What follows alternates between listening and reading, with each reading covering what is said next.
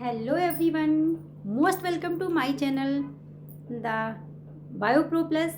मैं डॉक्टर नीलू मिश्रा। आज मैं आपके लिए फिर से एक नया टॉपिक लेके आई हूँ जो कि है द क्लोरोप्लास्ट। इसके पिछले टर्न पे हमने पढ़ा था कि प्लास्टिड्स क्या होते हैं। उसमें मैं आपको एक शॉर्ट में बस उसका ब्रीफ दूंगी ताकि आपको याद आ जाए।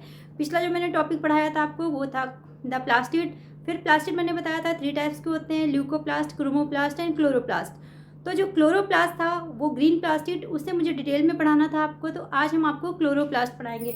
डियर स्टूडेंट, क्लोरोप्लास्ट क्या है? Chloroplast is a green plastid, जैसा कि इसके नाम से क्लियर है, यानी ग्रीन प्लास्टिड है। ग्रीन पिगमेंट क्या काम करेगा? फोटोसिंथेसिस का, यानी कि ये प्लास्टिड जो है वो फोटोसिंथेसिस में हेल्प करता है, फूड को सिंथेसाइज करता है।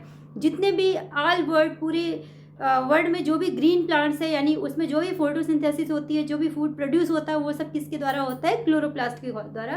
तो ये क्लोरोप्लास्ट बहुत ही इंपॉर्टेंट प्लास्टिड है और ये बहुत ही इंपॉर्टेंट क्वेश्चन भी है। आपके एग्जाम में भी बहुत बार पूछा जाता है व्हाट इज द क्लोरोप्लास्ट। तो आपको क्लोरोप्लास्ट के लिए जब भी क्वेश्चन आए तो आप चलिए हमारा टॉपिक पढ़िए और प्लीज़ ध्यान से पढ़िए। और आपको अगर कोई भी क्वेरी हो तो आप मुझे बाद में कमेंट बॉक्स में लिख के मुझसे पूछ सकते हैं।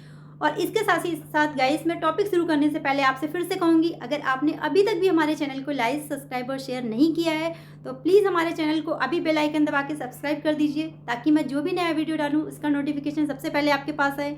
दूसरा, ज़्यादा से ज़्यादा शेयर कर दीजिए ताकि अदर जो स्टूडेंट्स हैं वो भी इसका बेनिफिट उठा सके। इसके अलावा अगर आप मुझे इंस्टाग्राम पे फॉलो करना चाहते हैं या मैं जो भी पढ़ाती हूँ इसका अगर आपको पिक चाहिए, कुछ भी चाहिए, तो आप मुझे इंस्टाग्राम पे फॉलो करें, जिसका लिंक डिस्क्रिप्शन बॉक्स में नीचे दिया गया है। इसके साथ ही साथ हमें ईमेल पे भी ईमेल कर सकते हैं। हमारा ईमेल आईडी है neelu999@gmail.com। तो चलिए टाइम को बचाते हुए हम टॉपिक स्टार्ट करते हैं। Let's start. Chloroplast. Chloroplast is the green plastid, यानी कि ये ग्रीन प्लास्टिड है, इसमें ग्रीन कलर पाया जाता है, क्लोरोफिल। दूसरा क्या है? सबसे पहले हम स्ट्रक्चर अभी बाद में पढ़ेंगे, सबसे पहले हम पढ़ेंगे कुछ भी जब भी कोई सेल ऑर्गेनेल लिखने के लिए आता है तो मैंने आपको बताया सबसे पहले आपको कहाँ से स्टार्ट करना होता है कि उसकी डिस्कवरी किसने करी, यानी जो क्लोरोप्लास्ट है वो किसने डिस्कवर किया था। तो इसके डिस्कवर है ह्यूगो वॉन मोवेल इन 1837, यानी कि क्लोरोप्लास्ट को किसने डिस्कवर किया? ह्यूगो वॉन मोवेल ने 1837 में डिस्कवर किया था। उसके बाद आपको लिखना होता है शेप। शेप कैसा होता है? क्लोरोप्लास्ट ओवल शेप भी हो सकता है, स्फेरिकल शेप भी हो सकता है, डिस्क शेप भी हो सकता है, डिफरेंट डिफरेंट शेप के होते हैं क्लोरोप्लास्ट। और ये क्या है? डबल मेम्ब्रेन ऑर्गेनेल है, यानी ये कहाँ पाया जाएगा? सिर्फ यूकैरियोट्स में। मैंने ये हर टॉपिक पे जब भी मैं कोई सेल ऑर्गेनेल पढ़ाती हूँ आपको ये बार बार बोलती हूँ। आप सोचते हो कि मैं बार बार रिपीट क्यों करती हूँ?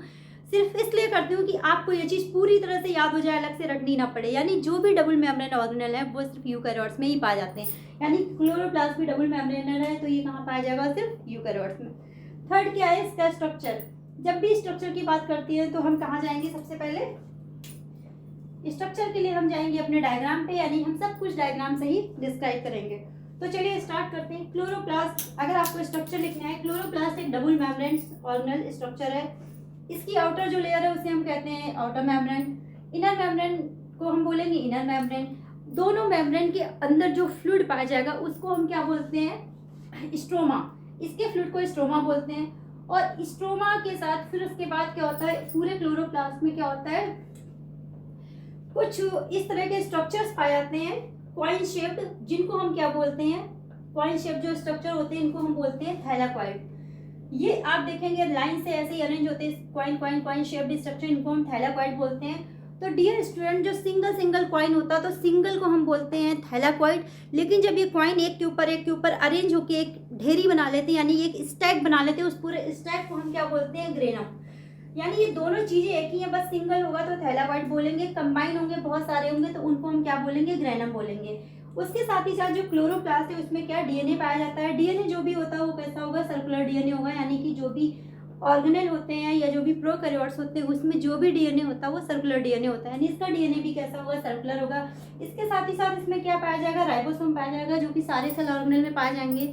तो एज यूजुअल आप जानते हैं कि जो भी प्रोकैरियोट्स या जो भी सेल ऑर्गेनेल्स हैं उसमें जो भी हमारा राइबोसोम होगा वो कैसा होगा? 70S होगा, क्योंकि 80S यूकैरियोट्स में पाया जाता है। तो ये भी बहुत ही कॉमन क्वेश्चन है, यानी राइबोसोम इसमें 70S टाइप का पाया जाएगा।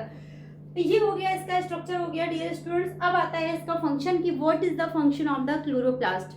फंक्शन लिखने के लिए सबसे पहले आप क्या करेंगे? क्लोरोप्लास्ट क्योंकि ग्रीन है तो क्लोरोप्लास्ट का एक ही फंक्शन है। फंक्शन क्या है? फोटोसिंथेसिस करना, यानी क्लोरोप्लास्ट फोटोसिंथेसिस में हेल्प करता है, फोटोसिंथेसिस के माध्यम से फूड को प्रोड्यूस करता है। अब फोटोसिंथेसिस 2 टाइप्स की होती है। अगर आपको पूरा याद नहीं है तो आप सिंपल एक फंक्शन लिख सकते हैं कि क्लोरोप्लास्ट फोटोसिंथेसिस में हेल्प करता है या फंक्शन करता है फोटोसिंथेसिस का। बट जो फोटोसिंथेसिस की रिएक्शन होती है वो 2 स्टेप्स में कंप्लीट होती है। पहली है हमारी लाइट रिएक्शन एंड दूसरी है हमारी डार्क रिएक्शन। यानी फोटोसिंथेसिस 2 पार्ट्स में कंप्लीट होती है, लाइट एंड डार्क रिएक्शन। जो हमारा क्लोरोप्लास्ट है इसमें दोनों रिएक्शन कंप्लीट होती है। जो लाइट रिएक्शन है वो कहाँ होती है, थैलाकॉइड या ग्रेनम में होती है। दूसरी जो डार्क रिएक्शन है वो स्ट्रोमा में होती है। डियर स्टूडेंट, कई बार क्वेश्चन आता है कि in which part of chloroplast light reaction has occur, तो आप बिल्कुल भी कंफ्यूज नहीं होंगे। लाइट रिएक्शन अगर थैलाकॉइड ऑप्शन आता है तो भी सही है, ग्रेनम आता तो भी सही है, क्योंकि थैलाकॉइड और ग्रेनम एक ही चीज़ है। थैलाकॉइड सिंगल है और ग्रेनम क्या है, स्टैक्स ऑफ थैलाकॉइड है। तो जैसे आपको पता चल गया कि लाइट रिएक्शन जो है वो थैलाकॉइड में होती है, तो जैसे आपने यहाँ जहाँ भी थैलाकॉइड लिखा है यहाँ पे आप लिख सकते हैं सिंपल लाइट रिएक्शन, या आप लिख सकते हैं सेंटर ऑफ लाइट रिएक्शन। तो इससे क्या होगा, जो भी आपकी कॉपी चेक करेगा उसे पता होगा, स्टूडेंट्स को पता है कि थैलाकॉइड में ही लाइट रिएक्शन होती है, यानी कि उसको नीचे पढ़ने की जरूरत ही नहीं, आपको वहीं से मार्क्स दे देगा। सिंपली अगर आप लिखते हैं कि ग्रेनम, तो जो भी स्ट्रोमा लिखते हैं तो स्ट्रोमा में आपको पता है कि डार्क रिएक्शन होती है, यानी जहाँ भी आपने स्ट्रोमा मेंशन किया यहाँ पे आप क्या लिखेंगे, डार्क रिएक्शन होती है। यानी आप स्ट्रोमा के सामने लिखेंगे डार्क रिएक्शन, थैलाकॉइड या ग्रेनम के सामने लिखेंगे लाइट रिएक्शन। तो इससे क्या हुआ, जो भी एग्जामिनर है जब भी आपका फिगर देखा वो समझ जाएगा कि आपने वही चीज़ नीचे लिखी, क्योंकि आपको डायग्राम में सब कुछ क्लियर है। तो इस तरह से हमारा जो क्लोरोप्लास्ट है उसका स्ट्रक्चर कंप्लीट होता है। और जो लाइट रिएक्शन डार्क रिएक्शन है, मैं आपको एक लाइन में बता देती हूँ। लाइट रिएक्शन का मतलब होता है ऐसी रिएक्शन जो लाइट की प्रेजेंस में कंप्लीट हो। डार्क रिएक्शन मतलब ऐसी रिएक्शन जिसके लिए लाइट की जरूरत ना हो। इसीलिए जो फोटोसिंथेसिस है वो दिन में भी होती है, रात में भी होती है। तो कैसा लगा आपको आज का हमारा टॉपिक? होप करती हूँ कि आपको सारा कॉन्सेप्ट क्लियर होगा। फिर भी कोई डाउट हो तो प्लीज़ मुझे कमेंट बॉक्स में लिख के पूछ लीजिएगा, और प्लीज़ हमारे चैनल को ज़्यादा से ज़्यादा लाइक, सब्सक्राइब और शेयर करिएगा। Thank you.